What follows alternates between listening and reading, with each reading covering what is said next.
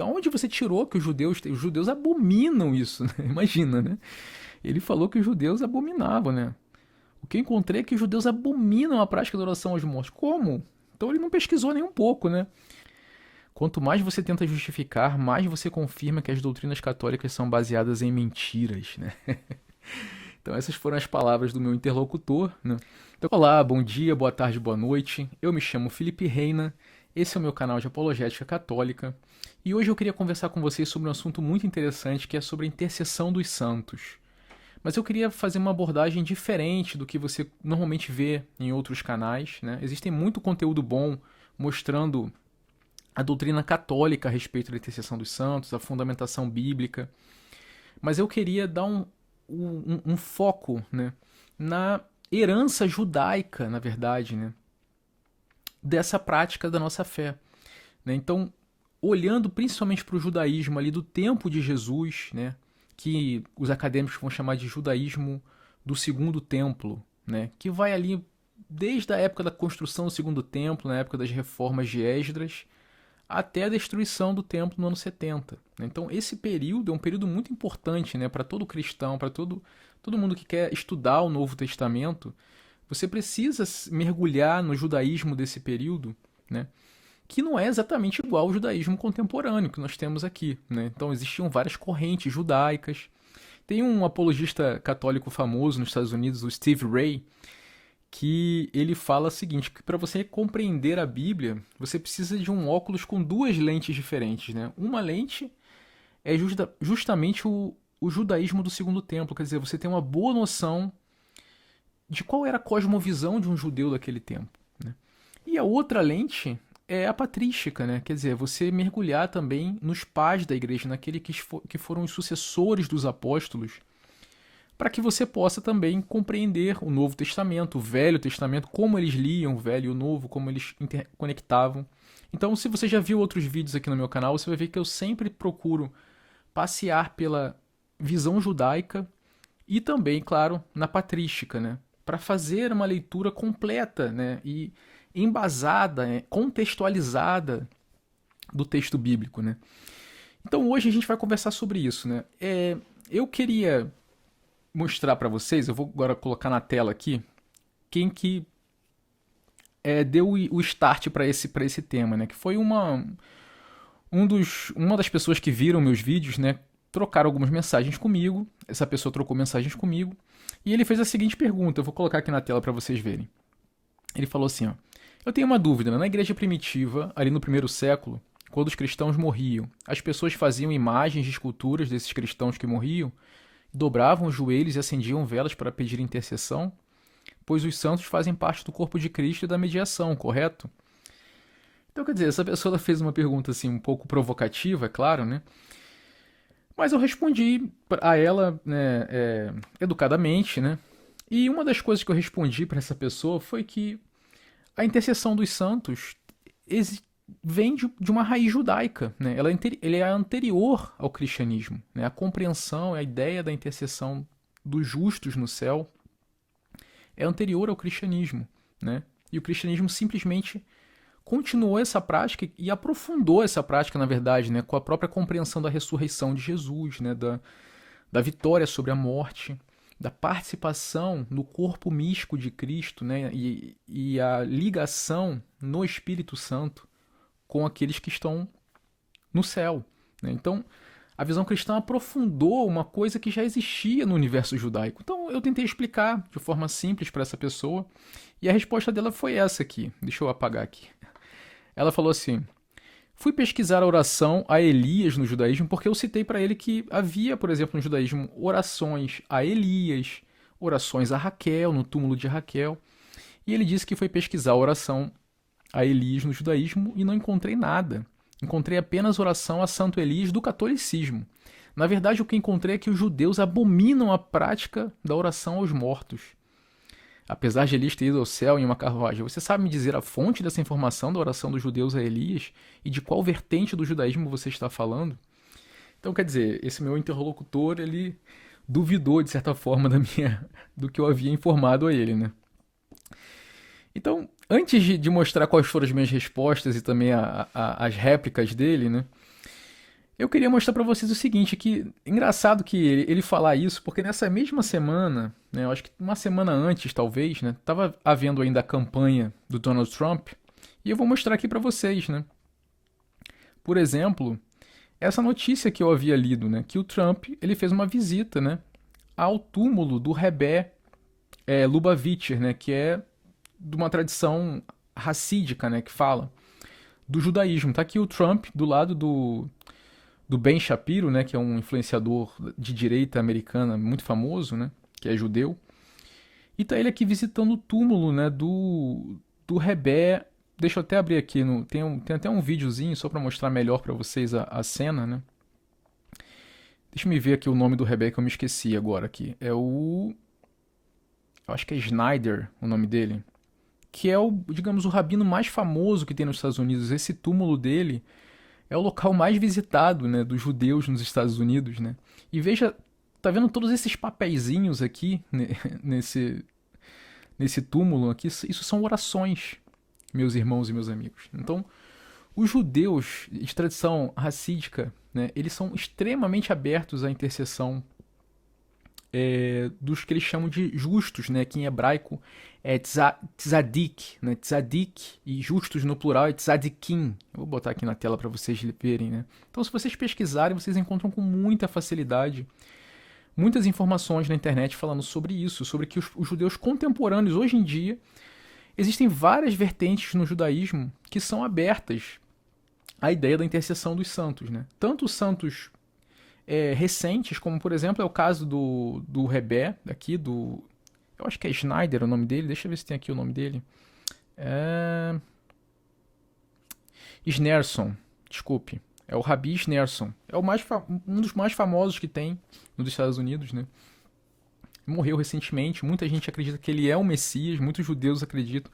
E veja o que diz aqui, por exemplo. Diz que 400 mil pessoas fazem peregrinação ao túmulo dele todo ano. 400 mil judeus fazem peregrinação ao túmulo do Rebbe e deixam ali suas orações, né, seus pedidos de intercessão, né, ao Rebbe. Então você veja que é uma prática judaica dos dias de hoje, né? Só que ele disse que não encontrou nada, que ele pesquisou e não encontrou. Será que ele não encontrou? Deixa eu abrir para vocês aqui uma outra notícia também, muito recente, aliás, também da semana passada, ou 10 dias atrás, eu acho, deixa eu ver aqui. Do dia 12 de novembro, 10 dias atrás, veja. Haredim flock to Rachel's tomb. Então, tá dizendo aqui que os Haredim, que são os judeus ortodoxos, né, chamados ultra-ortodoxos, eles estão indo para a tumba de Raquel para orar pela IDF, que é o exército de Israel, e pedir a Deus também para que eles não sejam alistados, né? Porque por enquanto eles ainda não estão sendo alistados. Então veja, está dizendo aqui que no aniversário da matriarca, da morte da matriarca Raquel, a esposa de Jacó, os ortodoxos de Israel não veem contradição, né, em pedir proteção aos soldados enquanto se protegem do serviço militar. Então tem aqui algumas fotos, né, muito interessante. Você veja, isso aqui é do The Times of Israel.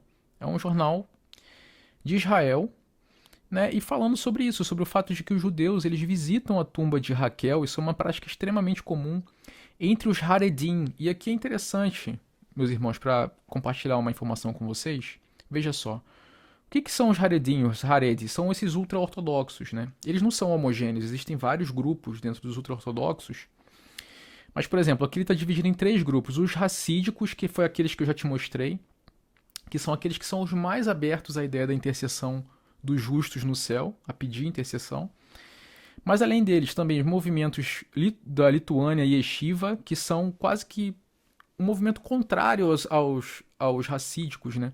Mas eles também vão à tumba para pedir intercessão aos mortos, ou alguns deles dizem que é para se valer dos méritos daquele santo, né, que eles chamam de justo, né, daquele justo. Então alguns não fazem pedidos de intercessão direto, mas eles têm a prática de ir ao túmulo para se valer dos méritos. Veja como tem uma linguagem que é próxima da linguagem católica, nessa questão do mérito, né, o mérito de um justo, o mérito de um santo.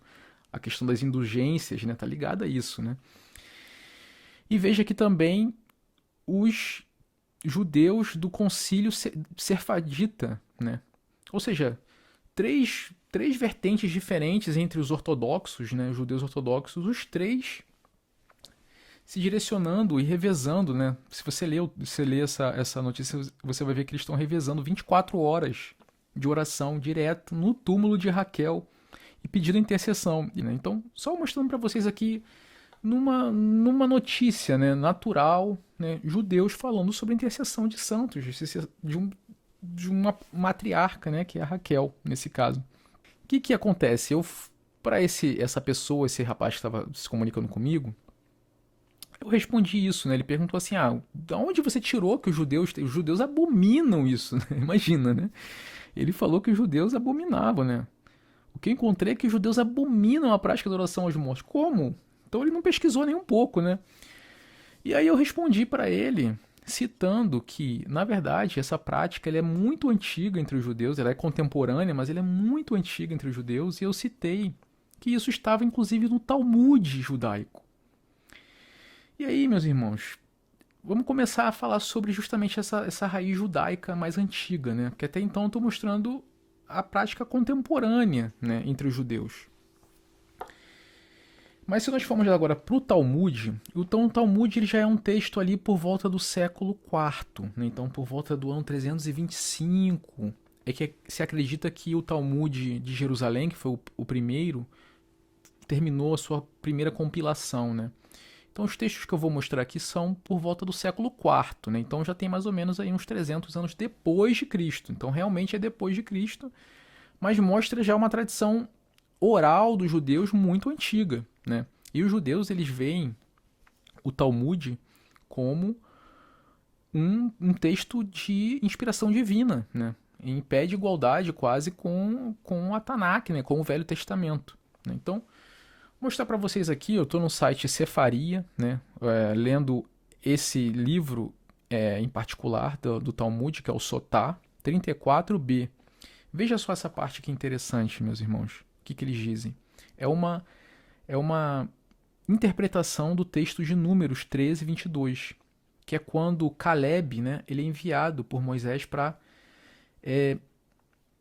investigar, né, a terra, né, de Canaã. Então veja só o que diz aqui, ó. Diz assim: também é dito, né? Vou tentar traduzir aqui, eu vou traduzir paralelamente para poder ler com vocês. Também é dito em relação aos espiões que subiram ao sul e ele veio a Hebrom, né? Por que é que a frase ele veio está escrita no singular e não eles, né? O versículo deveria ter dito que eles vieram a Hebrom. E aí o rabino Ravá diz: isso ensina que Caleb se separou do conselho dos outros espiões e foi prostrar-se sobre os túmulos dos seus antepassados em Hebrom. E ele disse-lhes, né, meus antepassados, né, rezem por misericórdia para mim, para que eu seja salvo do conselho dos espiões, né? Então veja, é um texto na Torá, no século IV, ali dos judeus que são os herdeiros dos fariseus, né? Que é um texto importantíssimo para os judeus. Tudo que está na Torá para eles é algo no qual eles baseiam a sua prática religiosa, né? E você vê que nesse texto eles estão dizendo que Caleb foi até o túmulo dos patriarcas em Hebrom, onde estava enterrado Abraão, Isaac, Jacó, a sua esposa Leia, né? Lia, né? E pediu a intercessão deles, né? Veja, que ele se direcionou diretamente aos patriarcas, né? Pedindo para que eles rogassem por ele, por misericórdia por ele. Mas existem outros textos, existem mais textos, existem inclusive orações litúrgicas, né, dos judeus que são direcionadas a anjos. Existem algumas orações que se direcionam aos anjos, ao invés de direcionar diretamente a Deus, né? Em que algumas partes são direcionadas ao anjo, depois volta a falar com Deus. Existem orações de invocação a Elias, o profeta, para que ele venha e traga o Messias, né? Então, existe essa prática, e ela é uma prática bastante disseminada, né, em várias correntes judaicas diferentes, contemporaneamente, né? E muitas delas se valendo desses textos do Talmud aqui do século IV, né? E aí, voltando para minha conversa lá com com essa pessoa, né? Ele falou que não encontrou em lugar nenhum e eu respondi para ele dizendo, olha, isso tem um fundamento no Talmud, né? Eu falei que tinha fundamento no Talmud até, uma coisa muito antiga, né? Como é que você não encontrou, né? E a resposta dele foi a seguinte, veja só. Ele falou, o Talmud contém ensinos judaicos que datam depois de Cristo também. Os católicos aceitam ensinos judaicos que vieram depois de Cristo? Ele está me provocando, na verdade, né? Fui pesquisar sobre o Tzadkim, que são os justos, né? E ele surgiu na Europa Ocidental. Quer dizer, ele misturou a ideia dos justos com os judeus racídicos, né? Será que não é mais nobre você assumir que isso não era uma prática judaica, em vez de se refugiar no Talmud, que começou no século II e terminou no século V, e também em vertentes judaicas de base cabalística que surgiram na Europa? Quanto mais você tenta justificar, mais você confirma que as doutrinas católicas são baseadas em mentiras, né? Então essas foram as palavras do meu interlocutor, né? Então, quer dizer, primeiro ele disse que os judeus abominavam isso, né? Eu mostrei para eles que no Talmud havia essa prática, e aí ele disse assim, ah não, mas aí no Talmud não vale porque não é no tempo de Jesus, né? Então você está se valendo de algo que não é, enfim, que é cronologicamente deslocado, né, do período de Jesus. Então esse vídeo agora vai ser para respondê-lo, né, e compartilhar com vocês, né, informações do tempo de Jesus, né? O que os judeus pensavam no tempo de Jesus? Será que era diferente dessa noção, por exemplo, aqui que nós vimos, né, essa noção aqui no Talmud, falando sobre Caleb, né, e a intercessão dos patriarcas? Então, eu vou começar a mostrar alguns textos para vocês. Então, primeiro, meus irmãos, eu poderia abrir na própria Bíblia, né? Antes de a gente ir para esses textos judaicos, né? Quando a gente vai para o Novo Testamento, meus irmãos, é tão abundante, né, essa noção, na verdade, é tão abundante a noção de que os justos estão vivos no céu. Isso nós vemos nas próprias palavras de Jesus, meus irmãos. Veja só, eu vou passar muito rapidamente com vocês aqui algumas informações, né? Por exemplo, eu vou ler com vocês aqui, vou botar na tela para a gente ler junto algumas passagens, né? Primeiro, a própria transfiguração de Jesus. O que acontece na transfiguração de Jesus? Vou botar aqui Lucas 9, de 30 a 31. Vou botar na tela para a gente ler junto. Diz assim, e eis que 2 homens conversavam com ele. Eram Moisés e Elias, que, aparecendo envoltos em glória, falavam de seu êxodo que se consumaria em Jerusalém, né? E esse texto aparece também em Mateus e aparece em Marcos, né? Falando sobre a transfiguração de Jesus e a aparição de Elias e Moisés conversando com Jesus, vivos, né? E conversando com Jesus. Então, isso já mostra como que a cosmovisão dos apóstolos e do nosso próprio Senhor Jesus Cristo englobava a compreensão de que os justos estavam vivos no céu. Querem ver um outro exemplo? Por exemplo, é a parábola de Jesus de Lázaro e o rico, né? Que está em Lucas 16, de 19 a 31. Vou botar na tela para a gente ler. Diz assim, na mansão dos mortos, em meio a tormentos, levantou os olhos e viu ao longe Abraão e Lázaro. Está falando do rico, né? Que estava em tormentos, né? Em seu seio. Então exclamou, Pai Abraão, tem piedade de mim e manda que Lázaro molhe a ponta do dedo para me refrescar a língua. Abraão respondeu, filho, lembra-te que recebeste teus bens durante a tua vida, e Lázaro, por sua vez, os males. Então veja, meus irmãos, que Jesus está contando uma parábola. Quer dizer, não diz que é uma parábola, na verdade, no texto, né? Mas ainda que fosse uma parábola, né, Jesus não contaria uma história que contivesse heresias, né? E ele mostra as pessoas conscientes no pós-vida, né? Tanto Abraão e Lázaro, no seio de Abraão, quanto o rico no tormento, né? Outras passagens em que Jesus também mostra, uma delas que eu acho que talvez seja uma das mais importantes, né? É aquela passagem, por exemplo, que nós vemos em Lucas 20, 35 a 38, em que Jesus diz que Deus não é Deus de mortos, é Deus de vivos, né? Veja só o que Jesus diz, vou botar na tela. Os que forem julgados dignos de ter parte no outro mundo e na ressurreição dos mortos, não podem morrer, são semelhantes aos anjos e são filhos de Deus, sendo filhos da ressurreição. Quando Moisés diz, o Senhor é Deus de Abraão, Deus de Isaque e Deus de Jacó, ora, ele não é Deus de mortos, mas sim de vivos, todos com efeito vivem para ele. Essas são palavras do nosso Senhor Jesus Cristo, né? Dizendo que todos vivem para ele, que ele não é Deus de mortos. Ou seja, Abraão, ele está dizendo que Abraão, Isaac e Jacó estão vivos diante de Deus, né? Outras passagens ainda de Jesus é, por exemplo, uma passagem em que Jesus fala que nós tiramos para compreender os anjos da guarda, né? Que está em Mateus 18:10. Veja só o que Jesus disse, eu vou botar na tela. Ele fala assim: não desprezeis nenhum desses pequeninos, porque eu vos digo que os seus anjos nos céus veem continuamente a face do meu Pai que está nos céus. Então, quer dizer, essa é uma passagem que denota a intercessão dos anjos, os anjos intercedendo no céu pelos pequeninos, né? Então, veja como os próprios evangelhos e as próprias falas de Jesus, a forma de Jesus falar a respeito do pós-vida e da relação, né, das pessoas e dos anjos no céu, né, denota uma conotação muito, muito próxima, né, dessa conotação que nós estamos vendo aqui até mesmo nesses textos do próprio Talmud, né, que tá alertando para o fato de que, por exemplo, os patriarcas estão no céu intercedendo, né. Agora, para além dos textos dos próprios evangelhos, nós temos outros textos no Novo Testamento. Os mais fortes estão em Apocalipse, né? Em Apocalipse existem textos muito fortes falando sobre o fato de que as pessoas estão vivas no céu, de que elas intercedem em oração. Então nós temos Apocalipse 5:8, Apocalipse 8:4, Apocalipse 12, de 11 a 12, Apocalipse 6, de 9 a 10... e Apocalipse 18, de 17 a 20. Olha só quantos versículos tem no Apocalipse mostrando a intercessão, pessoas vivas no céu, as almas dos justos no céu, dos mártires, vivas no céu, falando com Deus, fazendo orações. Os 24 anciãos, ou então os anjos, entregando as orações dos santos em taças, fazendo uma intermediação de oração diante de Deus.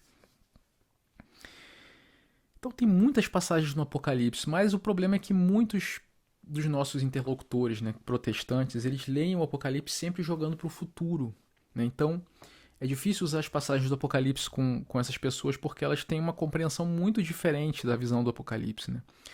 Então, para mim, na verdade, o texto mais forte que existe no Novo Testamento, que atesta, né, a visão de que os justos, né, estão vivos no céu, os santos estão no céu, né, e que intercedem por nós, elas estão no livro da Carta de Hebreus, né? Então, eu vou botar na tela para a gente ver. Primeiro em Hebreus capítulo 11, né, você vê uma lista dos patriarcas, né, começa lá falando de Abraão, e vai contando a vida de todos os grandes justos do Velho Testamento, né? E aí quando chega no capítulo 12, veja só o que diz. Vou botar primeiro o capítulo 12, versículo 1, diz assim: portanto, também nós, depois de listar todos esses santos do Velho Testamento, diz assim: também nós, com tal nuvem de testemunhas ao nosso redor, rejeitando todo o fardo do pecado que nos envolve, corramos com perseverança para o certame que nos é proposto. Ou seja, aqui na carta aos Hebreus estamos dizendo que nós estamos cercados, né, como uma nuvem de testemunhas por esses santos do Velho Testamento, né? Mas você pode dizer assim, não, mas isso é uma linguagem poética, né? Será? Então vamos agora ler Hebreus 12, a partir do 18 até o 23. Eu vou fazer um pequeno salto, né, para a gente poder ler, mas veja só o que diz. Diz assim: vós cristãos, né, não vos aproximastes de realidade palpável. Então ele está fazendo um paralelo entre a velha aliança de Moisés, era a realidade palpável. E aí se você pular um pouco alguns versículos, você vai ver que ele vai dizer: mas vós, cristãos, vos aproximastes na nova aliança do monte Sião e da cidade do Deus vivo, a Jerusalém celeste, e de milhões de anjos reunidos em festa, e da assembleia dos primogênitos, cujos nomes estão escritos nos céus, e de Deus, o juiz de todos, e aqui é a parte principal. O que mais que você se aproximou quando você se juntou à igreja, quando você fez parte dessa nova aliança de Cristo? Você se aproximou também dos espíritos dos justos que chegaram à perfeição e de Jesus, mediador da nova aliança. Então veja que o escritor da carta aos Hebreus, ele incluiu, junto com os anjos, junto com Deus Pai, junto com Jesus, ele incluiu o espírito dos justos. Veja essa palavra justos, né? É a mesma palavra que em hebraico é tzadik, ou tzadikim no plural, né? Que os judeus usavam para se referir a esses justos, né? Aos patriarcas, aos profetas, né? Que estavam na glória junto de Deus. E aqui ele está dizendo que nós nos aproximamos, por conta da nova aliança, de toda essa realidade celeste, na Jerusalém celeste, né? E do espírito dos justos que chegaram à perfeição. Está falando dos santos, meus irmãos, no Novo Testamento, né? Então aqui eu estou mostrando para vocês no Novo Testamento, fazendo um panorama rápido, né? Passando por vários versículos. Eu nem quis entrar nos versículos do Apocalipse, que são os mais explícitos, né? Porque não é o foco do meu vídeo, né? Mas só para mostrar para vocês que a cosmovisão dos apóstolos, de Jesus, né? Olha como ela está embebida dessa compreensão, né? De que os justos estão vivos no céu diante de Deus, intercedendo, fazendo orações, né? E que a sua vida na igreja, né, te aproxima dessas realidades celestes, né? Que incluem os santos, né? Mas agora vamos então para a tradição judaica do tempo de Jesus, né? Porque o meu interlocutor ele disse que os judeus, né? Então isso é uma coisa do Talmud, do século IV, e também são coisas já da Cabala, já bem posteriores, já na Idade Média, né? Será que é verdade isso? Vamos ver então. O primeiro texto que eu vou mostrar para vocês é ainda um texto canônico. Canônico para nós católicos, canônico para todos os cristãos ortodoxos, orientais, todo cristão de raiz apostólica, que é 2 Macabeus. Mas, mesmo que esse texto não seja canônico, né, para os protestantes, a realidade é que esse texto é um texto que fazia parte da Septuaginta e que foi escrito por volta do ano 160 a 120 a.C., né? Então, é óbvio que esse texto conformava também a mentalidade da religiosa, né, e a cosmovisão religiosa dos judeus no tempo de Jesus, né? Esse texto circulava na Septuaginta, né, junto com os outros textos sagrados dos judeus, né? Então, vamos ler o que diz, por exemplo, em 2 Macabeus 15, de 11 a 16. Veja só o que diz.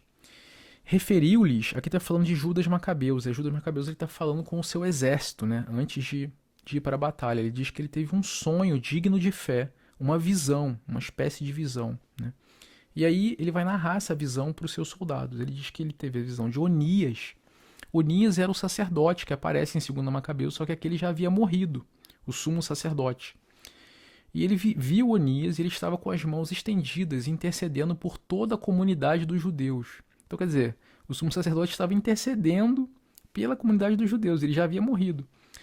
Apareceu a seguir, da mesma forma, um homem notável pelos cabelos brancos e pela dignidade, sendo maravilhosa e majestosíssima a superioridade que o circundava. Tomando então a palavra, disse Onias: esse é o amigo dos seus irmãos, aquele que muito ora pelo povo e por toda a cidade santa, Jeremias, o profeta de Deus. Estendendo por sua vez a mão direita, Jeremias entregou a Judas uma espada de ouro, pronunciando essas palavras enquanto a entregava: recebe esta espada santa, presente de Deus, por meio da qual esmagarás teus adversários. Então, quer dizer, meus irmãos, nós estamos diante de um texto aqui, quer dizer, quase 150 anos antes de Cristo, né? Um texto que circulava na Septuaginta, na mão dos judeus, né? Que conformava também o pensamento dos judeus. Veja que é do livro de 2 Macabeus que sai, por exemplo, o próprio Hanukkah, né? Que é a festa judaica que é guardada até os dias de hoje, né? E o próprio Jesus, nosso próprio Senhor, no livro de João, aparece ele indo a Jerusalém para celebrar o Hanukkah, que é a festa da repurificação, né, do templo, né, que é extraído desse livro aqui, do livro de Macabeus, né, 1ª e 2 Macabeus.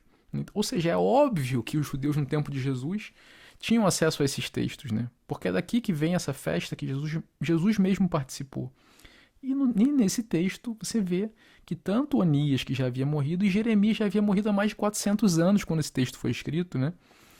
E ele aparece nessa visão a Judas Macabeus e diz que ele intercede, né, pelo povo. Então veja como isso, essa visão aqui, o que está sendo mostrado aqui em Macabeus, essa cosmovisão, essa forma de compreender o mundo espiritual, está em concordância tanto com esses textos que eu li no Novo Testamento, como com o próprio texto do Talmud, né? Aquela visão judaica do Talmud não está em discordância com o que nós vemos aqui em Macabeus, né? O que mais que nós temos? Ainda na Septuaginta, né? Ainda um texto que é canônico para nós católicos, né? E para todos os cristãos de raiz apostólica, é Eclesiástico, né? Que é a sabedoria de Sirá. Veja que é um texto escrito por volta do ano 190, 120 a.C. também. E aqui eu peguei só um pedacinho para mostrar para vocês que existem textos advindos da Septuaginta, né, textos que são canônicos para nós e que são como que orações ou louvores sendo direcionados diretamente a um santo profeta, né, que já havia morrido. Então veja, por exemplo, essa passagem diz assim, ó, como tu eras glorioso, Elias, em teus prodígios. Veja que o escritor, né, de Eclesiástico, ele está se direcionando diretamente a Elias, né, e elevando, né, louvores, digamos assim, a Elias. Quem pode em seu orgulho igualar-se a ti? Tu que arrancaste um homem à morte e ao Sheol pela palavra do Altíssimo.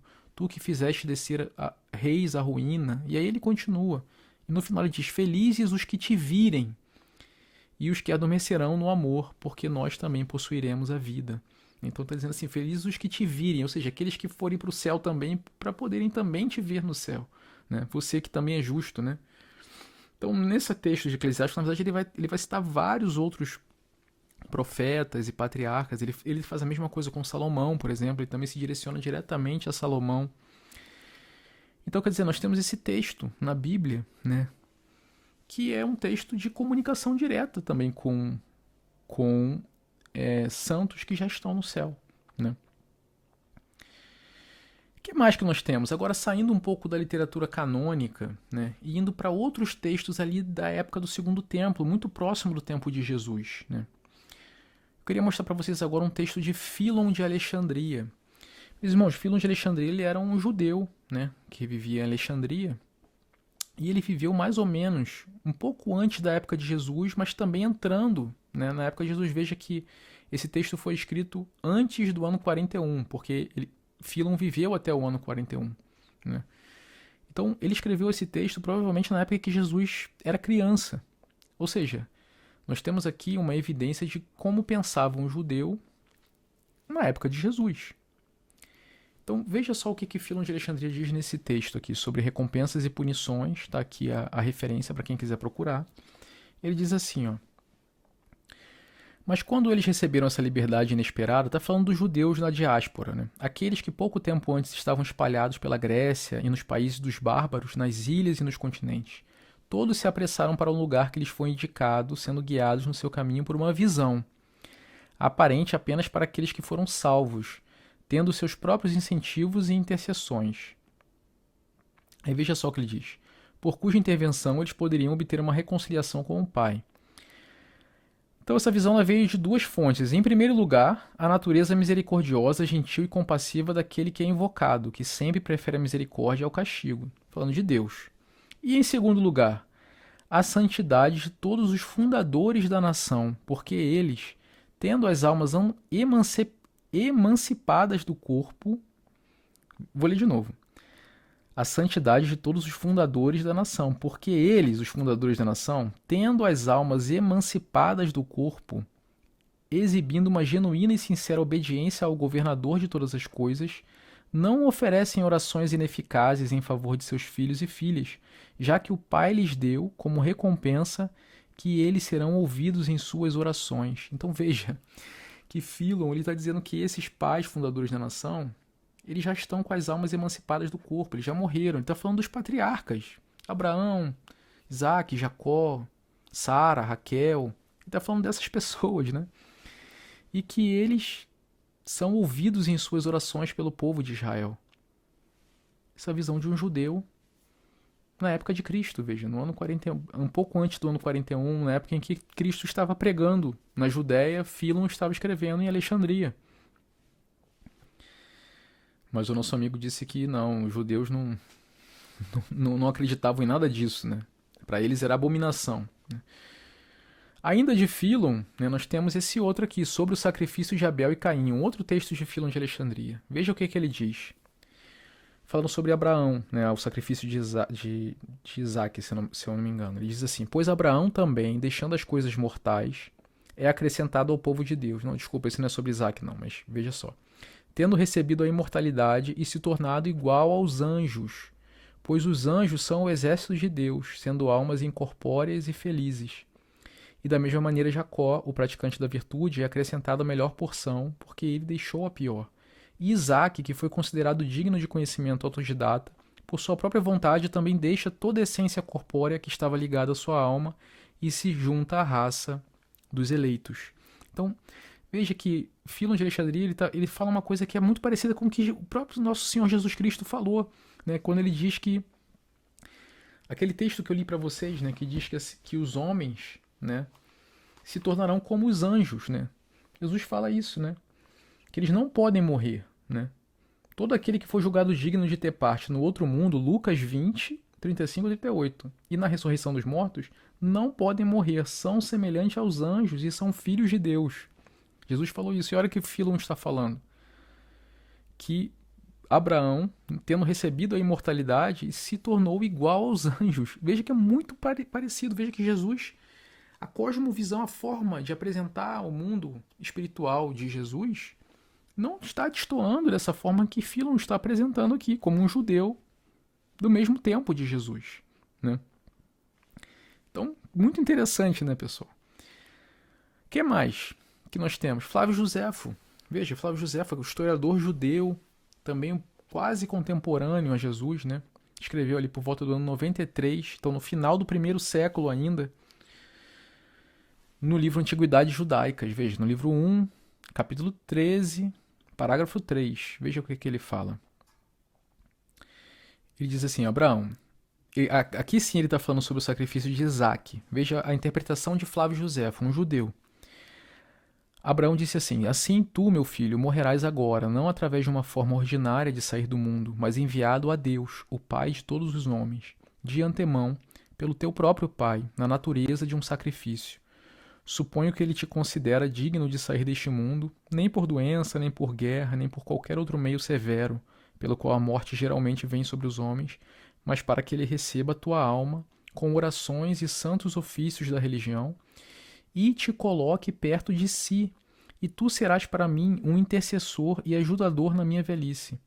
Por essa razão maior eu te criei, e assim tu me trarás Deus como meu consolador, em vez de ti mesmo. Então, veja, aqui é uma interpretação que Flávio Josefo está fazendo do sacrifício que Abraão está fazendo do próprio filho dele, né? E o que Abraão teria falado para o seu filho, né? E ele está dizendo isso, que Deus estaria levando Isaac, né, para colocar Isaac perto dele, para ser como um intercessor pelo pai. Então veja que aqui é uma interpretação de um judeu, Flávio Josefo, né, do primeiro século. Ele também crendo, né, que a morte do justo faz com que o justo esteja na presença de Deus e esse justo seja capaz de interceder por aqueles que estão na terra, meus amigos. O que mais? Pegar alguns textos agora, né, que já são textos considerados apócrifos, né, tanto por judeus quanto por cristãos, mas que são também desse período. Veja, esse aqui é um texto que foi escrito, né, pela maior parte dos estudiosos, colocam esse texto, A Vida dos Profetas, ainda no primeiro século, quer dizer, escrito antes do ano 106, né, e alguns colocam ainda no primeiro quarto do século I, então seria ainda na época mesmo de Jesus, né, então é um texto de tradição judaica também. Então, veja, meus amigos, que existem muitos textos, né, que não são canônicos para os judeus, mas que são textos que circulavam entre os judeus do século I. Né? Existem textos apocalípticos, né? Existem textos de outras vertentes judaicas, né, que demonstram qual que era o pensamento judaico religioso daquele período. Né? apesar de não serem canônicos nem mesmo para os judeus, e muito menos para os cristãos, né? Então, esse é um desses textos, né, que nos dão pistas, né, de como pensava um judeu naquela época. Então veja só, a vida dos profetas é muito interessante. Na primeira parte ele vai falar sobre Isaías, e olha o que ele diz. Ele diz assim, como isso aconteceu por causa da oração de Isaías, e aqui ele está falando do milagre das águas de Siloé, que aparece, né, no livro de Isaías. Ele está dizendo assim, o povo, em memória dele, em memória de Isaías, enterrou seu corpo perto do local onde aconteceu o milagre, né? Com cuidado e grande honra, para que, através das suas orações, mesmo depois da sua morte, pudessem continuar a ter o benefício da água. De fato, tinham-lhe sido dada uma revelação sobre ele. Então veja que ele está falando que os judeus enterraram Isaías próximo do local onde aconteceu o milagre das águas de Siloé, para que mesmo depois da sua morte, né, através das orações de Isaías, o povo pudesse se beneficiar daquele milagre. É um texto judaico, né, do primeiro século, meus irmãos. Uma outra parte desse mesmo texto, né, diz assim, com a sua oração, a oração de Jeremias, agora falando de Jeremias, as serpentes, aqui os egípcios chamam Efot, afastaram-se deles, né? Está falando de um milagre que Jeremias fez. E ainda hoje os fiéis servos de Deus rezam nesse local onde aconteceu o milagre. E tomando do pó do lugar, da areia, né, curam as mordeduras das serpentes, né? Então ele está falando aqui também sobre uma questão de relíquias, né? Como os judeus também sempre lidaram com essa questão das relíquias, de orar as relíquias dos santos de primeiro grau, que são seus próprios ossos, seus restos mortais, né? Ou seja, seus túmulos. Os judeus sempre tiveram essa prática de orar nos túmulos, né, dos profetas, nos túmulos dos justos. E também aquilo que eles tocaram, né? Então, veja, um lugar onde aconteceu um milagre, que é o que ele está dizendo aqui. Aconteceu um milagre feito por Jeremias, e esse local, até hoje, os judeus vão a esse local e tomam da areia do local para curar picada de serpente, né? Ou no caso de Isaías, era a questão da água. Prática judaica, meus irmãos. Então, muita coisa, né, que a gente recebe críticas, né? Nós católicos recebemos muitas críticas, né? Vindas de vários grupos diferentes, por conta de práticas que nós temos, né? Que são práticas mais do que bimilenares, elas são anteriores ao cristianismo, meus irmãos. Várias dessas práticas que nós temos, elas vêm do judaísmo, né? Por quê? Porque a igreja, ela é a consumação do judaísmo, né? Do verdadeiro judaísmo do segundo templo, do tempo de Jesus, né? Ela é a finalidade do judaísmo. Essa é a nossa compreensão. Então, ela é a verdadeira herdeira do judaísmo do segundo templo, é a igreja, né? Então, aquilo que era correto, aquilo permaneceu na igreja, né? Então, essas práticas, né? Intercessão dos santos, né? A guarda das relíquias, a oração junto aos túmulos dos mártires, dos santos, né? Todas essas coisas permaneceram na igreja e já eram práticas judaicas no tempo de Jesus, né? E antes de Jesus também. Então, meus amigos, eu mostrei para vocês aqui, eu acho que eu fiz um passeio, né, em uma série de textos para vocês. Poderia mostrar muitos mais textos na própria Bíblia, tanto no Velho Testamento, né? No livro de Jó, nós temos passagens que falam sobre a intercessão de anjos, né? No próprio Gênesis, né? No livro de Gênesis. E em Apocalipse é muito abundante, né? Eu queria terminar o meu vídeo para fechar com chave de ouro um texto que para mim é um texto quase que novo, né? Porque surgiu para mim um texto novo. E aí eu vou ler um texto de Apocalipse, né? Muita gente usa os textos, né, que fala sobre os mártires que aparecem. Existe o texto que fala também sobre os 24 anciãos entregando as orações dos santos em taças de ouro diante do Cordeiro. E todos esses textos são muito importantes, mas eu queria mostrar um que eu não tinha visto antes, né? Que eu acho muito interessante, que está em Apocalipse, capítulo 18, dos versículos 17 ao 20. E eu vou colocar na tela para vocês lerem junto comigo. Veja só o que diz. Diz assim, está falando sobre a destruição da Grande Babilônia, né? E diz que todos os pilotos e navegadores, né, e marinheiros, né, eles estão contemplando a destruição da Babilônia a partir do mar, né? E diz que eles, atirando pó sobre a cabeça, chorando e se enlutando, gritavam: ai, ai, ó grande cidade, numa hora apenas foi aniquilada, arruinada, né? Só que depois eles dizem o quê? Eles dizem assim: exultai por sua causa, ó céu, e vós, santos, apóstolos e profetas, pois julgando-a, Deus vos fez justiça. Então, eu acho esse texto muito interessante, meus irmãos, porque nós temos um texto no próprio Novo Testamento, no Apocalipse, em que pessoas que são aqui navegadores, marinheiros, eles estão se direcionando diretamente aos santos, aos apóstolos e aos profetas no céu. Veja, o que aqui está dizendo? Ele está dizendo assim, ó, e vós, né, exultai, ó céu, e vós, santos, apóstolos, profetas, né? Então é uma oração, é uma oração feita diretamente aos santos no céu, por marinheiros, por pessoas que estavam observando a queda da Babilônia, né, na visão do apóstolo João. Então veja, é um texto muito interessante que eu ainda não tinha observado esse texto, né, nessa ótica da intercessão dos santos, né. Então, para vocês verem, irmão, como a Bíblia está saturada dessa visão, né? Então, essa é a minha resposta aqui a esse amigo, né, que estava com essas dúvidas aqui e fazendo perguntas um tanto quanto provocativas, né? E ele disse que as doutrinas católicas são baseadas em mentiras, né? E que eu estava forçando, né, uma interpretação para dizer que os judeus acreditavam na intercessão dos santos, né? Eu não estou aqui para enganar ninguém. Existem vertentes dentro do judaísmo, né, que não se sentem confortáveis com essa ideia, né?